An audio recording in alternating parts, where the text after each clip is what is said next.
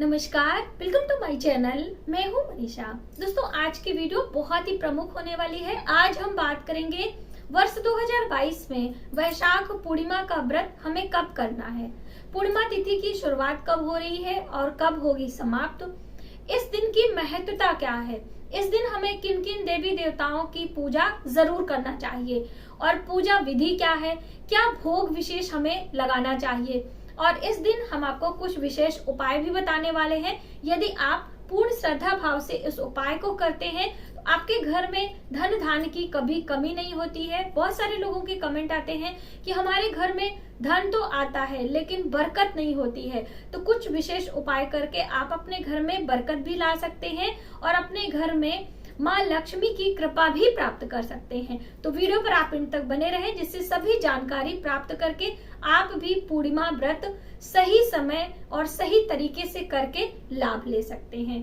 तो चलिए देर न करते हुए अपने वीडियो की शुरुआत करते हैं। दोस्तों, यदि आप हमारे चैनल पर पहली बार आए हैं तो प्लीज चैनल को सब्सक्राइब कर लें और वीडियो हेल्पफुल लगती है तो प्लीज अपने फैमिली फ्रेंडों में शेयर करें और एक लाइक जरूर करें। आपके एक लाइक करने से हमारा उत्साह बढ़ता है, हमारा मनोबल बढ़ता है। तो आप ये करने में कंजूसी ना करें। हम बात कर रहे हैं वैशाख माह की पूर्णिमा व्रत के बारे में। जी हाँ दोस्तों, वैशाख माह अपने आप में बहुत ही पवित्र महीना माना जाता है और इसे माधव मास के नाम से भी जानते हैं। पूरे वैशाख मास का व्रत भी किया जाता है। कुछ विशेष नियम दान पुण्य करके हम पूरे वैशाख माह का लाभ ले सकते हैं। यदि आपने अभी तक वैशाख माह में कोई भी धार्मिक कर्म नहीं किए हैं, कोई दान पुण्य उपास नहीं किया है, तो सिर्फ एक पूर्णिमा व्रत करके पूरे महीने का आप लाभ ले सकते हैं। अब व्रत किस दिन हमें करना है, बहुत सारे लोगों के सवाल आ रहे हैं। तो जो व्रत वाली पूर्णिमा है वर्ष 2022 में, ये 15 मई दिन रविवार को की जाएगी और स्नान दान की पूर्णिमा है वो 16 मई को मनाई जाएगी। 16 मई को ही बुद्ध पूर्णिमा का उत्सव भी मनाया जाएगा। जैसे कि बौद्ध ग्रंथ के अनुसार गौतम बुद्ध का जन्म वैशाख मास की पूर्णिमा को हुआ था और यह पर्व इस बार वर्ष 2022 में 16 मई को मनाया जा रहा है। तो आप यदि बौद्ध धर्म के अनुयायी हैं तो आप 16 तारीख को मना सकते हैं। 15 तारीख को हमें व्रत उपास करते हुए किन किन देवी देवताओं की पूजा करनी है। तो आप वैशाख मास की पूर्णिमा है जिसे माधव पूर्णिमा के नाम से भी जाना जाता है, तो भगवान विष्णु और माँ लक्ष्मी की पूजा अर्चना कर सकते हैं व्रत उपास करते हुए, या बिना व्रत के भी आप जब तक पूजा अर्चना नहीं कर सकते हैं तब तक आप करें। उसके बाद सात्विक आहार ग्रहण करके भगवान विष्णु का ध्यान चिंतन मनन दान आदि कर सकते हैं। दोस्तों, भगवान विष्णु की पूजा हमें कैसे करनी है पूर्णिमा तिथि पर, वह हम जान लेते हैं। तो आपको इस दिन भगवान विष्णु और माँ लक्ष्मी की संयुक्त प्रतिमा लेनी है। एक लकड़ी के पाटे पर लाल या पीले रंग का आपको कपड़ा बिछाना है, उस पे भगवान की प्रतिमा आपको रखनी है। यदि धातु की मूर्ति है तो आप उन्हें अभिषेक भी करा सकते हैं। पंचामृत का अभिषेक यदि हम शंख से करते हैं तो अति उत्तम बताया गया है। तो शंख से आप पंचामृत द्वारा अभिषेक कर सकते हैं। यदि आपकी फोटो है, प्रतिमा है, तो आप पीले पुष्पों से सुशोभित करके यानी कि उनकी साज सज्जा करते हुए आप पंचोपचार विधि से पूजा कर सकते हैं। उन्हें जल अक्षत पुष्प ये सभी चीजें चढ़ाते हुए आप मिठाइयों का भोग लगा सकते हैं या फिर खीर का भोग लगा सकते हैं। लेकिन भगवान विष्णु के भोग में आपको तुलसी पत्र जरूर रखना है और माँ लक्ष्मी को बिल पत्र बहुत ही प्रिय है, तो इस दिन बिल पत्र की एक माला आप माँ लक्ष्मी को अर्पित करें, इससे बहुत ही लाभकारी होगा। तो आप ये कार्य कर सकती हैं। साथ ही दोस्तों, आपको इस दिन रात्रि के समय चंद्र की रोशनी में केसर वाली खीर बनाकर रखना है। केसर वाली खीर बहुत ही शुभ मानी जाती है। जो मनुष्य दिन में व्रत करता है और रात्रि के समय केसर वाली खीर चंद्र की रोशनी में रखता है, उसके सभी रोग व्याधि समाप्त होते हैं। तो आप ये कर सकते हैं। दान करने के लिए बहुत सारे लोगों का जो है कमेंट आता है कि हमें पूर्णिमा तिथि पर किन किन चीजों का दान करना चाहिए।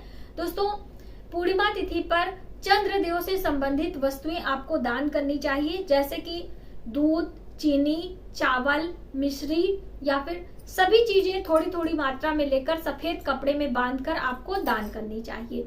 गरीबों में आप खीर का दान कर सकते हैं, दूध से बनी मिठाइयों का दान कर सकते हैं, पंचामृत का दान कर सकते हैं। दान करने की कोई सीमा नहीं है। आप हमेशा मदद किया करें, गरीबों की मदद, असहायों की मदद किया करें। जैसे भी बन पड़ता है आपको जरूर अपने अंदर मदद की भावना रखनी चाहिए।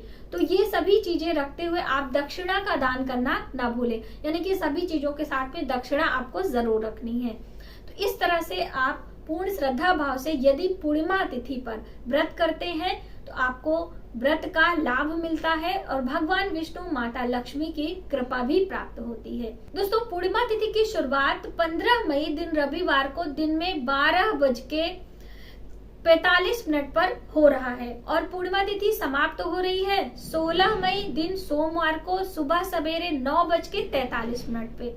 तो इसीलिए आपको जो खीर बनाकर चंद्र की रोशनी में रखना है, पूर्णिमा तिथि पर चंद्रमा अपनी 16 कलाओं से पूर्ण होता है और ऐसी मान्यता है कि रात्रि में अमृत की वर्षा होती है। इसीलिए केसर वाली खीर आपको 15 तारीख की रात्रि में ही बनाकर रखना है और दूसरे दिन सुबह सवेरे ब्रह्म मुहूर्त में इसका सेवन करना है पूरी फैमिली से। ऐसी मान्यता है जो मनुष्य पूर्णिमा तिथि का व्रत करके केसर वाली खीर को भोग लगाकर भगवान विष्णु, माँ लक्ष्मी को और चंद्र की रोशनी में उस खीर को रखकर प्रसाद स्वरूप सुबह सवेरे ब्रह्म मुहूर्त में ग्रहण करता है, उसके शरीर से रोग व्याधि समाप्त हो जाती है और माँ लक्ष्मी की कृपा प्राप्त होती है। तो आप यह करें। स्नान दान, क्योंकि 16 तारीख को सुबह सवेरे सूर्योदय के साथ में ये पूर्णिमा आपको प्राप्त हो रही है, तो सूर्य भगवान को अर्घ देना, पवित्र नदियों में स्नान करें, क्योंकि पूर्णिमा तिथि पर नदियों में स्नान करने का विशेष महत्व है। तो आप किसी भी पवित्र नदी में स्नान कर सकते हैं। यदि नदियों में नहीं जा सकते हैं तो आप अपने घर में उस शुद्ध नदी के जल को डालकर स्नान करें और कुछ चंद्र से संबंधित वस्तुओं का दान करें, जैसे कि दूध, दही, खीर, चावल, चांदी और सफेद रंग के वस्त्र में ये सभी चीजें रखकर आपको मंदिर में दान करना चाहिए। आप खीर बनाकर भी दान कर सकते हैं। इस दिन भगवान विष्णु के 9वें अवतार, जिनको स्वरूप माना जाता है, जिसे महात्मा बुद्ध के नाम से जाना जाता है और जिनका जन्म दिवस 16 मई को मनाया जाएगा, तो आप ये भी कर सकते हैं। और चंद्रदेव की पूजा और कैसे उनकी अर्चना करना चाहिए, भगवान शिव के यदि आप भक्त हैं तो कैसे पूर्णिमा तिथि का व्रत करें, हम वो भी जान लेते हैं। दोस्तों, भगवान शिव सृष्टि के रक्षा के लिए, सृष्टि के उद्धार के लिए विष का पान किया था। इसीलिए पूर्णिमा तिथि को भगवान शिव के पूजन करने का विधान है और चंद्रदेव की पूजा भगवान शिव की पूजा करने से स्वतः हो जाती है, क्योंकि भगवान शिव के ललाट पर चंद्रमा विराजमान होते हैं। तो आप शिव और चंद्रदेव की एक साथ पूजन करें।